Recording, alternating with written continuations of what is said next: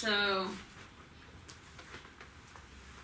the title essay of Abandon Me is, I guess this is sort of like either a cautionary tale or a hopeful tale, depending on how you write, but I thought that it was going to be around 40 pages, and it was the last piece of the book, and I started writing it, and by the time I crossed the 100-page mark, I was like, okay, just show me what you are going to be.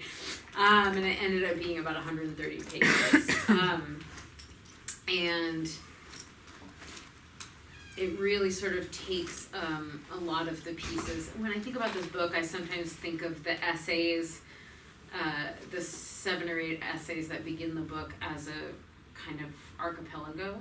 You know, they're very related, but they're more of a constellation than a train. And the last one is sort of like the ocean that you pour into it, like it sort of fills in all of the gaps and connects them. It sort of answers all of the questions that don't get answered in the earlier ones. So it's also written in very short chapters, in 65 really short chapters. And some of these, I thought it might be helpful to read because these are not consecutive. They're just sort of these little discrete chunks. I'm going to skip around a little bit to some that are related, but don't come in this order particularly. And one of them is the first thing I'm going to read is ends up being a bit about how I was a crier as a kid, which was something that came up today that Sam wrote about in one of our exercises. Yeah, it's really funny. I always think when I read this section, I always think of when I was on book tour. This book had just come out, and I went on this really big book tour, and I started in the Pacific Northwest where my dad lives, and my dad is a very sweet retired sea captain who appears in many of these essays, and he's very sensitive. And, you know, one way of describing the book would be sort of meditations on the sorrows of growing up as the daughter of a sea captain, alternated with scenes of graphic lesbian sex. And so when my dad decided to come to 4 readings in a row, coming up with 4 different dad-rated readings was not something I would like to have to do again. So when in the 5th reading, I was in Seattle, and I was reading with a friend of mine, and I was telling her beforehand, I was like, oh, I'm so glad to read something that's not dad-rated. And she was like, well, what are you going to read?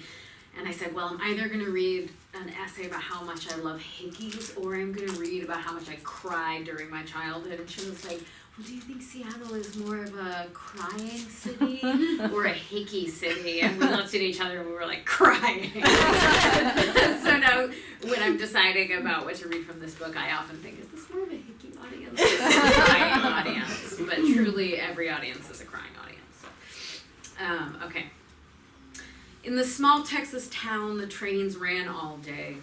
Each morning we woke at dawn and sat in an orange chair by the window to watch the sunrise spill its mad colors across that enormous sky. Every sunrise was a carnival of color to the soundtrack of those trains. They barreled across the desert, and their rumble in my chest, the bleat of those whistles, reminded me of the foghorns on the Cape. Whistle is too weak a word. When a human makes such a sound, it expresses only a few things: terrible grief, earth-shattering climax, triumph, or pain. Not broken finger pain, but dying pain, childbirthing pain. That kind of sound is all body, all heart, out of mind. It's ironic that both train whistles and foghorns should evoke such animal feeling, as they both exist specifically for their listeners. Here I come, they say. Get off the tracks if you don't want my 200 tons of steel barreling into your chest. Steer your prow elsewhere if you don't want to wreck against my shore. Not a threat, but a warning. I can't stop myself, so it's up to you, stranger. Excuse me. One afternoon from a nearby cafe table, a local told us a story about a train conductor who'd fallen in love and had his heart broken by a woman in town. Every time he passed through, he'd sound his train's whistle all the way, borrowing its wail for his own, so that the whole town could feel his busted heart hum in their chests, rattle their teeth, shake their skulls. And after that, every time a train passed and I heard that cry, I wondered if it was a warning or a wailing or a hallelujah. I thought of my own heart, how much I feared her breaking it. It would sound like that, I thought. It would be the only sound I ever heard again. It would be wrecking against the shore of one person for the rest of my life. I feared it so much that I broke my own heart every day that I loved her. I felt it when I watched her reading in the cafe, absent-mindedly scratching her head and twirling a pen with her long fingers. I felt it when we drove 30 miles to swim in a pool of water risen from deep underground, her skin warm and smooth as clay under my hands. On the way back, we stopped at the largest rattlesnake exhibit on the planet, where we paid $5 to two petrified men in a warehouse with a hand-painted sign, steeped in the stench of snake shit, and stood in front of a rattler yellow as a fingernail and thicker than her leg leaned against me, and I whispered to her that I didn't have any underwear on because I had swam in them, and she laughed and told me a lady should always wear underpants to visit the largest rattlesnake exhibit on the planet.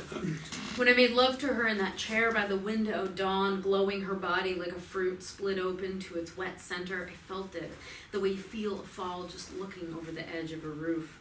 Will you love me forever? She asked me. Yes, I said. I couldn't know, though. When that whistle spills over the desert, you can only hear the call of your own heart. And when I looked at her, I wondered, are you my wrecking shore? Are you my third rail? Or are you my hallelujah?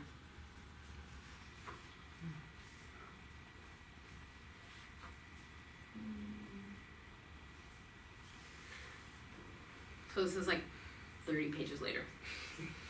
In his Confessions, St. Augustine asks God why tears are so sweet to the sorrowful. Euripides in the Trojan Women asks, how good are the tears, how sweet the dirges. I would rather sing dirges than eat or drink. I, too, have always had a taste for tears.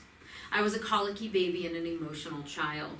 I cried for the fox and the hound, for baby birds in our backyard, for bullied classmates on the school bus, and most of all, I cried when the captain left. I watched him walk away again and again, and I sobbed, thinking, come back, come back. I hugged my crying mother and thought, I will do anything. When he was gone, I kept a close watch on my mother, who was good at hiding her loneliness, but not good enough. Some days, a panic gripped me that she would never return from the grocery store. I stared at the driveway. Come back, come back. I decided I needed to toughen up when I turned 8. On the bus on the way home from school, I imagined each of my family members dying. When tears rose in my eyes, I suppressed them. You can't cry, I told myself, or they really will die. Most importantly, I stopped crying when the captain left. I didn't have to try, I just stopped. In fact, I barely remember his departures after the age of 8. When my mother cried, I wrapped my arms around her, dry-eyed. After I stopped crying, I became clumsy. I tumbled downstairs and walked into walls. I tripped upstairs and burned my hands on the stove. I cut my fingers while chopping vegetables, and once I gave myself a paper cut on my eyeball. A therapist once told me that extreme clumsiness in children is a sign of depression. Severely depressed people do not that often cry, nor do severely neglected babies. Tears are an essentially hopeful act. Inherent to them is the body's belief that someone is watching. When the psyche gives up hope that the cries will be answered, the tears stop. I was not severely neglected nor severely depressed, but I did stop hoping for rescue. My mother begged the captain to stop leaving. I woke from dreams calling his name, but when he was gone, he was gone. No amount of crying could summon him.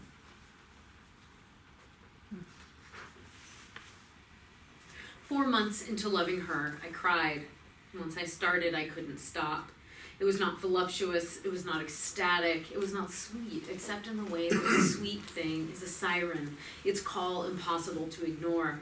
Except in the way that a sweet thing, a thing you cannot ignore, can ravage.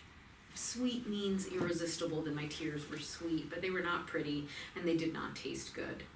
In the past, I never cried over lovers. I never fought with lovers, I never waited for lovers, and I never lost control. My worst fear was to be needy. When I thought about neediness, I felt like there were snakes on me.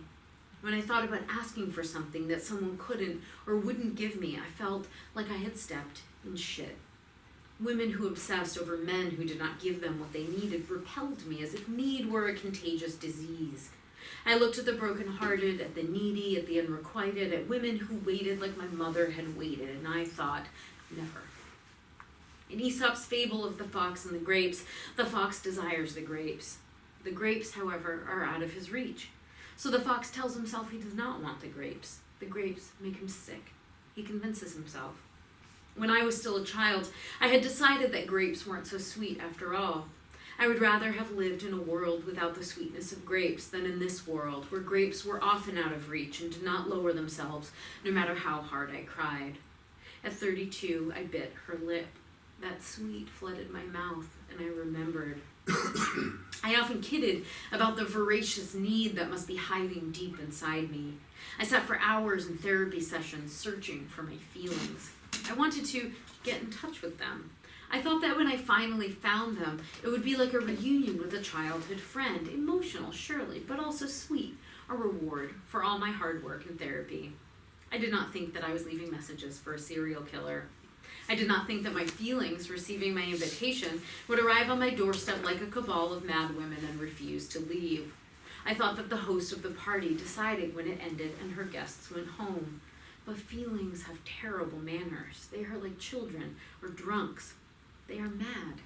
They gorge as the starved will gorge until they are sick, until their stomachs split, as you or I would if we were exiled for 30 years. They do not leave when you want them to. They leave when they are finished. Sorry, that's bad news for anyone. So I'm going to stop there from abandonment.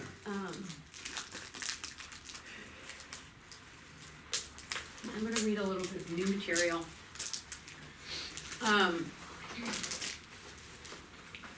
So this is,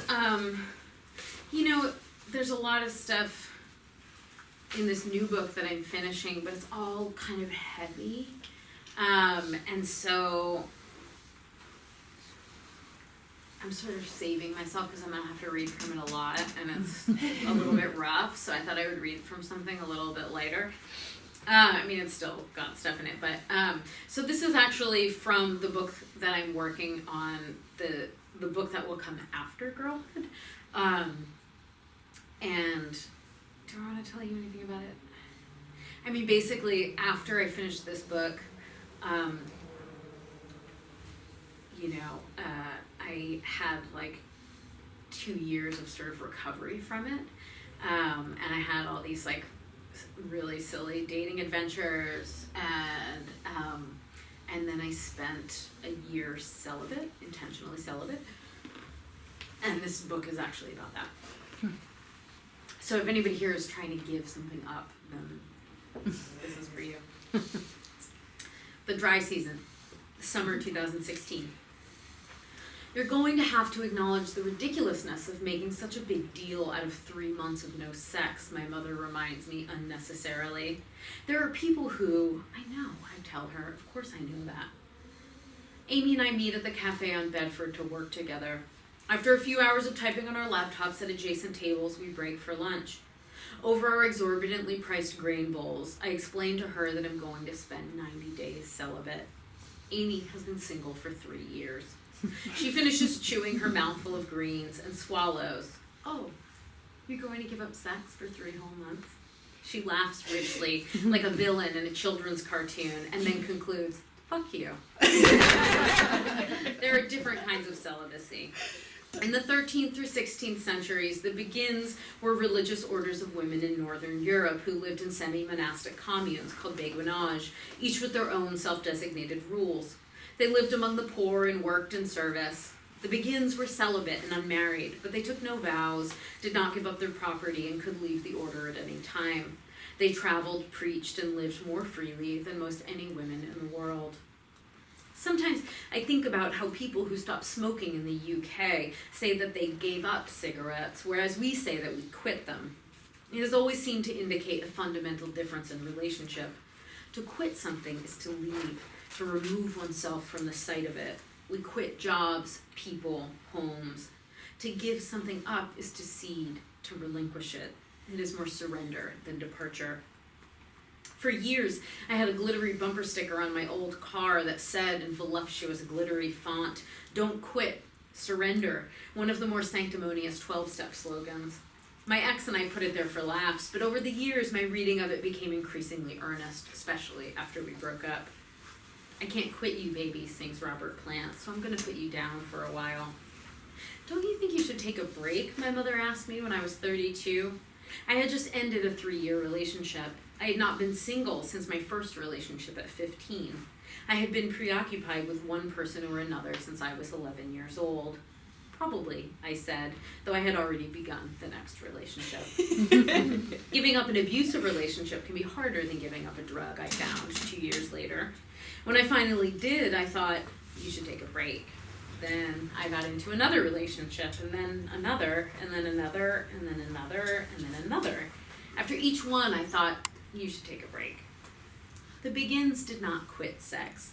They quit lives that held men at the center. They gave up sex as the cost of that freedom. Surely it was no sacrifice for some. Some must have dropped it like an anvil. To put God in the center of their lives required freedom for men. It meant putting themselves and each other at the center. Even some men who claim to put God at the center of their own lives want women to put men at the center of theirs. I have both quit and given up many things. When I was younger, I was always leaving. I never even told some jobs that I'd quit. I just stopped showing up and never walked down that street again. Once I quit a man that way. This kind of quitting eventually shrunk my world to a thimble. The thimble is still big enough to drink from. As I've aged, it seems I am always giving something up. It's not so easy to stop a 20-year habit. I had been yoked by the desire of others for most of my life. What would call in my tides if not that moon? It seems unfair to call an addiction the attachment one has been encouraged in one's whole life. What is unfair is not necessarily untrue. I could blame patriarchy for almost everything and be righteous. At a certain point, the issue isn't whose fault it is, but how to get free. The male monks, unlike the Begins, could not live among the poor or anyone and remain celibate. Even cloistered away in hair shirts, they took to raping female donkeys and molesting novice monks. For them, celibacy was a punishment, a great deprivation, a war with themselves. They had no freedom to gain, only freedom to lose. I suppose that is what world dominance will get you. Having nothing left to gain can be a vulnerable position, though not one for which I have much sympathy. My position is not one for which all will have sympathy either, not my friend Amy nor most of my exes.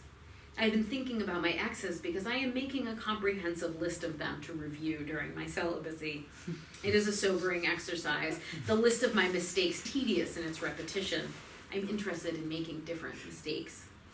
Barth wrote in A Lover's Discourse, "Throughout life, all of love's failures resemble one another, and with reason, they all proceed from the same flaw." In my case, I suspect it is more than one flaw. I am also interested in a life of more freedom. My life has always more or less functioned as a treat-based economy. For many years, and still to some extent, I lived for the next treat.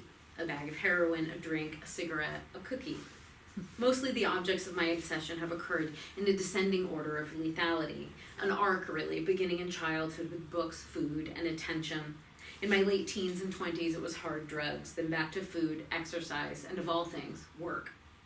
After years of obsessing about food, I now more or less eat when I am hungry and stop eating when I'm full. It's the sort of miracle that arrives only after decades of therapy, and often not even then. The miracles of women are often more labor than magic, I've discovered. St. Catherine of Siena drank the pus of the dying and starved herself half to death for most of her life.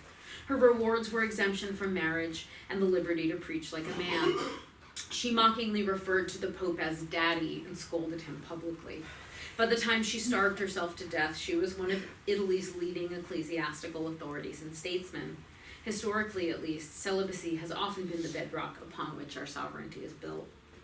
The thought occurs to me that I've actually been celibate for a few weeks before my official start date.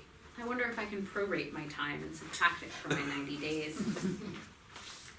My chiropractor is gay. I know this because I spent a good part of the morning after my session with him doing online detective work to find out whether or not he is gay. It isn't sexual pleasure, exactly, that I feel when he enfolds me in his crushing embrace, or when he dons the latex glove and painfully prods the roof of my mouth, but it is pleasure. My body opens like a note as he digs into my pelvis and stares with concentration at the wall, trying to see me with his fingertips. I suspect that the last man I dated was the last man I will ever have dated in my lifetime, a title he may or may not appreciate holding. He was in town for the weekend, an old college friend. When I called another friend to complain about a bad date, she told me to call him. Call him and have him come fuck you, she said. It'll make you feel better. This was unlikely, was unlike me in every way. I have never enjoyed casual sex. How do they do it? The ones who make love without love, writes Sharon Olds. These are the true religious, the purists, the pros. Why not? I thought, I'll do something different. It was just okay, though I did feel better in the morning. Probably a good night's sleep alone would have done the trick. After he went back to California, he started writing me letters. He wrote me a letter every day for the next 6 months. While in the sanatorium for his tuberculosis, Barth fell in love with another patient. Though the man was straight, Barth wrote him letters every day for 6 months. I don't think the letters convinced the man to love Barth, though the ones sent by my old college friend did the trick. He was a very good writer of letters. That, combined with the 4,000 miles between us, was a powerful aphrodisiac. After we'd been dating for some months, the man asked me why I'd never introduced him to any of my friends. Are you ashamed to be dating a man? He asked. Yes, I said. While we were together, I fantasized about having a baby almost constantly. I was 34. When I asked my gynecologist about it, she said, now, do it now. I'm fairly certain at this point I won't ever have children. When I think about our sex, I think of it as the last gasp of my biological imperative. I have not desired a man since. That man would have been a good father, I think. But whenever we spent more than one day together, I couldn't wait to get away from him. His need for my attention emitted a very high-pitched whine, like a mosquito, audible only to me. When I broke up with him, he told me I was making a colossal mistake. Sometimes I roll the phrase around in my mouth like a lozenge, a colossal mistake. I've never thought I was a sex addict. It's always been the emotions that get me high. What are the physical symptoms of emotional addiction? When I was addicted to a person, I cried all the time. I cried so much that the skin around my eyes peeled off in flakes. My hands were always sweaty. I kept changing the tone of my text message alerts because after a few days of whatever sound pinging, I developed such a powerful fear response that I became afraid of what it was doing to my heart. Last summer, I intended to take a break. I had just broken up with the man, a colossal mistake, and I went to a residency in Vermont. I told my friends that I was planning on taking a sexual sabbatical. It was cute and not nearly intentional enough to override 20 years of habit. I brought an ugly pair of clogs to the residency as if they were a prophylactic. For the first week of the residency, I wore the clogs to daily yoga classes. I woke up to work at 6 a.m. I walked in the woods and abstained from the freshly baked bread that they served at every meal. I felt virtuous and wholesome. Then I began an affair with a sculptor. She was 25 years old. Such a thing would have been inconceivable at any earlier point in my life. I had exclusively dated people older than me. I was not dating the 25-year-old, I said, mostly to myself. I started eating the bread. Soon, I was eating hardly anything but the bread, great slabs of it, slathered in butter. I started smoking cigarettes with the 25-year-old and sleeping until 11. I never wore the clogs again. I'm going to stop there, but thank you for listening.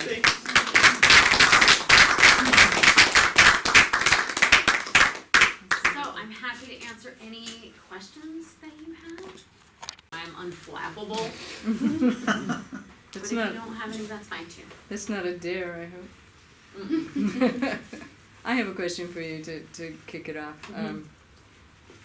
That last bit of reading was just really, really sort of delightful. You know, it's funny, and I wonder if your humor is emerging. If you found that something has shifted in you to allow it more.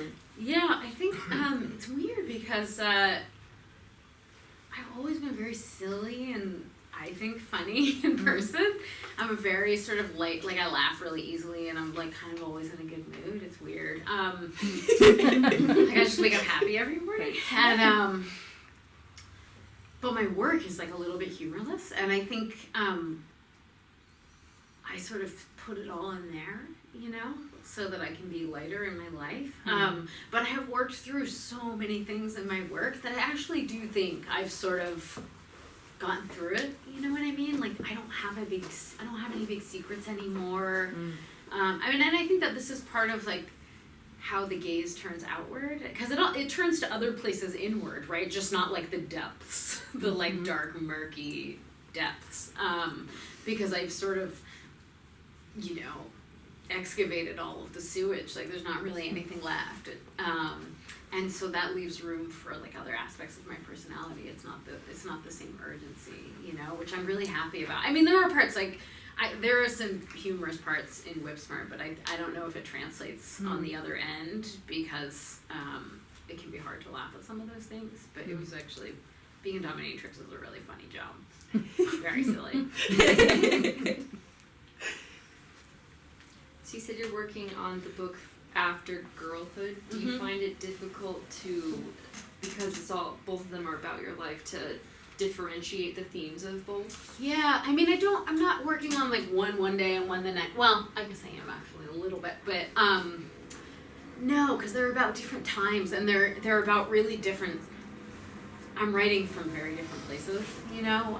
Girlhood, I'm in the final stages of revising it, so that's a much more sort of editorial space to be in as a writer. It's one of my favorite kinds of writing, actually, where I've gotten out my little magnifying glass and my little tiny scissors, and I'm like like that little perfectionist part of me that I have to try to keep out for so long gets to have free reign and like try to perfect all the sentences and like adjust things and get rid of word repetitions and stuff like that. That's the stage I'm at with Girlhood. And the new book is just in the very early like exploratory fun stage, so I just have like 50 pages of that basically, which is super fun. And I'm just reading stuff. I'm really sort of more in a researching place, but sometimes I can't help but do a little bit of writing. And I think actually the new book, it's going to have some personal narrative, but it's going to be a lot of researched sort of biographical material of like figures throughout history and stuff like that. So it's going to be less memoir and more sort of narrative nonfiction. So it feels really good. I mean, you probably already know this, but when you're working a really long project or something you've been working on for a long time, the fatigue is so real, you know, like you really have to have, I have to have something that feels really different to be working on just to be able to breathe, you know. So I'm almost always like fiddling with some little fun thing over here while I'm finishing like the book. I was going to ask about your research. How do you go about it? Is it there's something in your life that you want to connect back to something you're somewhat familiar with back, you know, in time, or do you go back and as you're researching different things, you connect with things and go from there? Yeah, both actually. I think my research is like sometimes I'll just be writing, and you know, I think the way that I have always tried to understand things is through reading. Like that's from childhood, you know. Like books are just, I respect them so much, and so I think often I'll be writing, like when I was writing Abandon Me, there's a lot of other sources sort of make their way into there, and that was a very organic process where I was writing my own story, and I would just get stuck and be like, what was that? Why was I crying all the time? And go get my like Jung and start flipping through, or just like reading. There's a whole essay in here about like the books I loved in my childhood, and I went back and read all of those, and then came back, and they inform my thinking process in such a way that they insinuate their way into the book, because you know, a lot of times my writing really is sort of just a materialized thinking process. But you know, with the new book it's a little bit different, and with Girlhood it was a little bit different because I sort of knew, like there's an essay in Girlhood that is about I guess most broadly, it's about slut shaming and about sort of female body image and how our sort of identity splits when we live in a culture where there's no room for our actual selves. and when we're constantly trying to sort of be a thing that we can never be.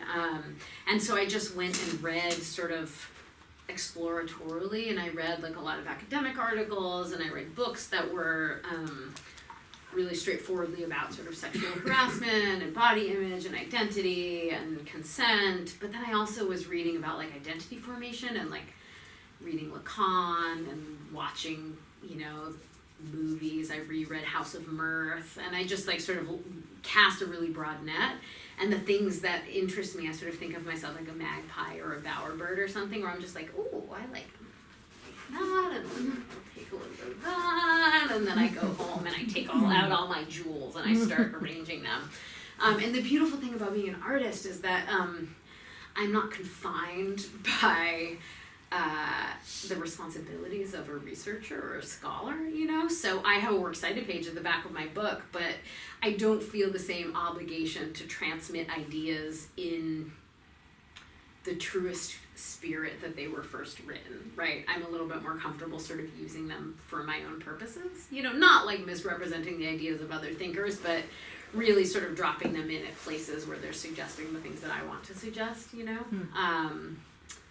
And so like that essay ended up, like the lanyards that really made it in were sort of material and historians writing about sort of early European witch trials, like during the Inquisition. The movie Easy A, starring Emma Stone and Patricia Clarkson and Stanley Tucci, who are wonderful in that movie, although it has a very bad message in the end. A House of Mirth, Lacan, and a bunch of academic articles, you know. So, but I read a lot that's not in there. That's sort of, I have to create sort of like a bedrock of knowledge to write from.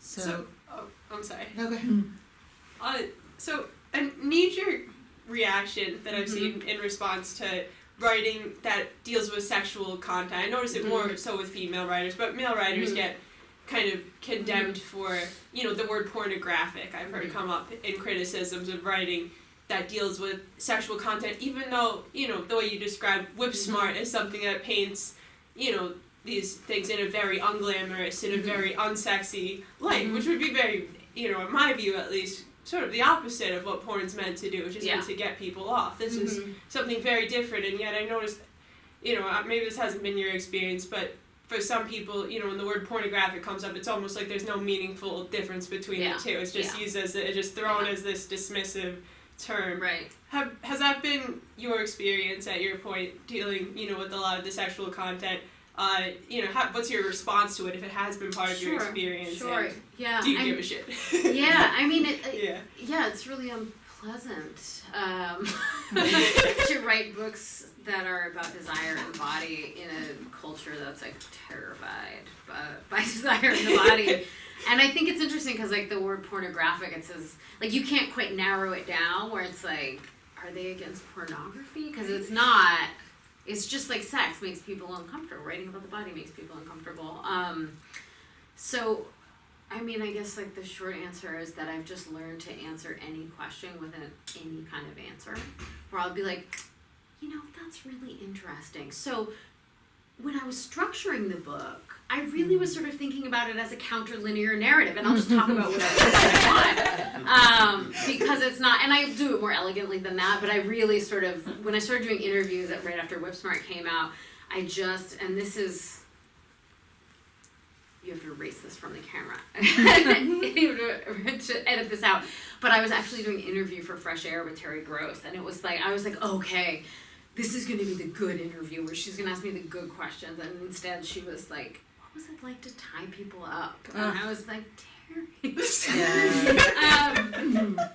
And it was actually like I had this moment where I was like in the little studio in the NPR office, and I thought I was going to cry because I realized it just wasn't going to happen, that like nobody was going to try to talk to me about this book I had written, and which was so hard. Like I'd written a book. It was like the best thing I'd ever done in my life, and everyone was like, what was it like to tie somebody up? And they just wanted to ask dominatrix questions. And it was during that interview that I remember I started answering questions with sort of my theories or my thoughts or issues of craft in the book, or I just like had to elevate the questions. Although there definitely have been sort of ways that people have approached me where I've just been like, no, next question, you know?